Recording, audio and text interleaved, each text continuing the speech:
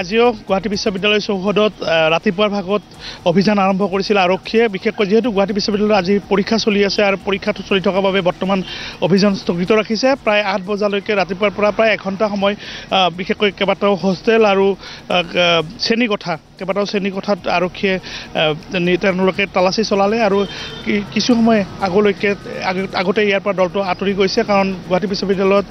9 বজাৰ পৰা পৰীক্ষা আৰম্ভ হৈছে আৰু 3 বজালৈ পৰীক্ষা চলিব আৰু এই সময়ছোৱাত কোনো ধৰণৰ তালাচী নচলে আৰু আৰক্ষী যিটো সূত্ৰ বিশেষ সূত্ৰৰ পৰা জানিব পৰা মতে এই মুহূৰ্তলৈ গোটেই বিশ্ববিদ্যালয়খনতে তালাচী প্ৰায় সম্পূৰ্ণ হৈছে আৰু বিশেষকৈ বিজ্ঞানগাৰসমূহক লৈ কিছু শংকিত হৈ আছিল গুৱাহাটী বিশ্ববিদ্যালয় কৰ্তৃপক্ষ কাৰণ তাত বহুত ৰাসায়নিক সামগ্ৰী থাকে আৰু তাত যদি কিবা ধৰণৰ বিস্ফোৰক থাকে তেনেহ'লে এক ভয়াৱহ পৰিৱেশৰ সৃষ্টি হ'ব পাৰে সেইবাবে গুৱাহাটী বিশ্ববিদ্যালয়ৰ উপাচাৰ্য ডক্টৰ ননীগোপাল মহন্তৰ বিশেষ তত্ত্বাৱধানত এই বিজ্ঞানগাৰসমূহত অধিক পৰীক্ষা নিৰীক্ষা বা তালাচী চলিল আৰু ইতিমধ্যে কোনো ধৰণৰ বিজ্ঞানগাৰত তেনেধৰণৰ কোনো তথ্য লাভ নকৰিলে আৰু যিকেইটা ঐতিহাসিক স্থানত গুৱাহাটী বিশ্ববিদ্যালয় বিশেষকৈ ঐতিহাসিক স্থানকেইটাৰ কথাই উল্লেখ কৰিছিলে এই ইমেইলখনত বিশেষকৈ বিৰিঞ্চি কুমাৰ বৰুৱা প্ৰেক্ষাগৃহ হওক উপাচাৰ্যৰ কাৰ্যালয়েই হওক বা কেইবাটাও হোষ্টেলেই হওক খেলপথাৰেই হওক বা এই বিজ্ঞানগাৰেই হওক এই যিসমূহ স্থান আছে আৰু বিশেষকৈ লাচিত বৰফুকনৰ মূৰ্তিৰ সন্মুখভাগতেই হওক এই স্থানসমূহত ইতিমধ্যে তালাচী সম্পূৰ্ণ হৈছে তাত কোনো ধৰণৰ বিস্ফোৰক সামগ্ৰী আদি লাভ কৰা নাই কিন্তু কোনে কি উদ্দেশ্যত এই ইমেইল বাৰ্তা প্ৰেৰণ কৰিছে ইতিমধ্যে আৰক্ষীয়ে তদন্ত চলাই আছে আজি দিনৰ ভাগত হয়তো গুৱাহাটী আৰক্ষী আয়ুক্তগৰাকীয়ে এই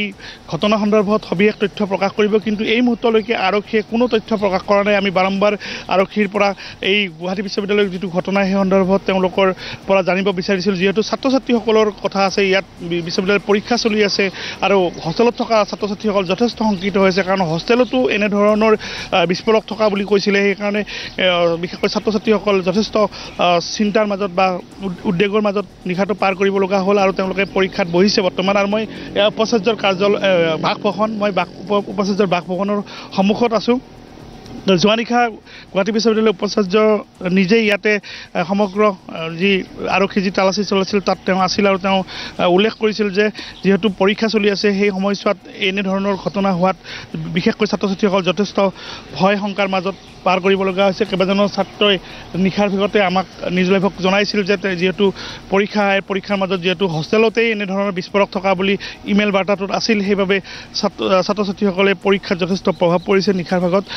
আজি ৰাতিপুৱা সময়মতে পৰীক্ষা অনুষ্ঠিত কৰিব বুলি কালিয়েই উপাচাৰ্যই যিহেতু ঘোষণা কৰিছিল সেয়েহে আজি পৰীক্ষাসমূহ ইতিমধ্যে আৰম্ভ হৈছে আৰু এই মুহূৰ্তত বিশ্ববিদ্যালয় চৌহদত কোনো ধৰণৰ তালাচী চলোৱা নাই সুকলমে পৰীক্ষাসমূহ চলি আছে কিন্তু এই ঘটনাটোৰ আঁৰত আচলতে কি ঘটনা কোন জড়িত আছে কি আছে ক'ৰ পৰা এই বাৰ্তাটো আহিল সেই সবিশেষ তথ্য আৰক্ষীহে ক'ব পাৰিব বিশ্ববিদ্যালয় কৰ্তৃপক্ষ যিহেতু এই বিষয়ে নাজানে আৰু বিশ্ববিদ্যালয়ৰ উপাচাৰ্যগৰাকীয়েও কৈছে যে আৰক্ষীৰ তদন্তৰ পিছতহে আচলতে এই ঘটনা সন্দৰ্ভত তথ্য পোহৰলৈ আহিব কিন্তু আৰক্ষীয়ে কিন্তু এই মুহূৰ্তলৈকে ছাত্ৰ ছাত্ৰীসকলক আশ্বস্ত কৰিব পৰাকৈ কোনো ধৰণৰ বক্তব্য প্ৰকাশ কৰা নাই সেইটোহে আচৰিত কথা কাৰণ ইমান ডাঙৰ এটা স্পৰ্শকাতৰ বিষয় এই বিষয়টোত ছাত্ৰ ছাত্ৰীসকলৰ কথা জড়িত হৈছে তেওঁলোকে ভয় আৰু শংকাৰ মাজত সময় পাৰ কৰিছে আৰক্ষীৰ যিটো তেওঁলোকক অভয়বাণী দিব লাগিছিলে বা ইয়াত কোনো ধৰণৰ এনে বিস্ফোৰক বা কোনো সামগ্ৰী নাই তেনেধৰণৰ যি কথা ক'ব লাগিছিলে এই মুহূৰ্তলৈকে কিন্তু কোৱা নাই বা এই ঘটনা আচলতে কি ঘটনা এই সন্দৰ্ভত যি কথা আৰক্ষীয়ে ক'ব লাগিছিল কোনো কোৱা নাই সেইবাবে আচলতে ছাত্ৰ ছাত্ৰীসকল যথেষ্ট শংকা আৰু ভয়ৰ আপোনাক ধন্যবাদ জনাইছোঁ পৰৱৰ্তী সময়ত আমি পুনৰ আপোনাৰ সৈতে সংযুক্ত হ'ম পুৱাৰ ভাগত এই তালাচী চলিছিল কিন্তু যিহেতু 9 বজাৰ পৰা পৰীক্ষা আছে 9 বজাৰ পৰা 3 বজা পৰ্যন্ত কোনো ধৰণৰ তালাচী নচলে আৰক্ষীয়ে নিৰাপত্তাৰ দিশটো যথেষ্ট গুৰুত্ব দিয়া দেখিবলৈ পোৱা গৈছে